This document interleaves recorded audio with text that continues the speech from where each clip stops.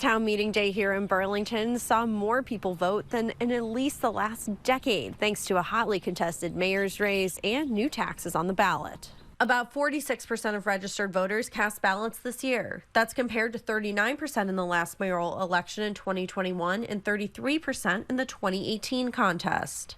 Burlington mailed out ballots to all nearly 24,000 registered voters before the election. Of the nearly 15,000 votes cast, close to half were by absentee, either by mail or returned on Election Day. So was it the ballots or the issues that turned out the vote? It's still unclear, but political science professor Bert Johnson says that research shows mailing ballots doesn't in fact always mean higher voter turnout. Of course, we want people to have access to these tools if they can't vote in any other way, but it may be less useful to blanket mail things to everybody because not everybody really needs to use this method, especially not during a time like this when we are not in an acute stage of the pandemic. And it can be costly. The city spends around $80,000 mailing out ballots. It's a policy decision City Council made in light of the pandemic to allow better access to voting. Well, it has allowed absentee ballots to become more popular. Johnson says part of voting is the social activity of going to the polls. People vote more often if they are members of more social groups, and that's because they're talking to their social groups about voting.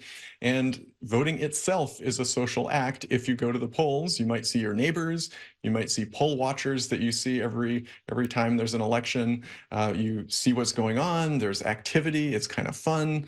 This election also allowed all legal residents, even those who aren't citizens, to cast their ballots. Of the 102 people who fit that category and registered to vote, 62 took advantage of the new system by voting. We had campaigns that were going out and specifically registering our non-citizen resident voters. We also had neighbors that were really invested in just helping everybody in their community understand that they have the right to vote now and helping them register and cast that vote. In Burlington, Catherine Huntley, Channel 3 News.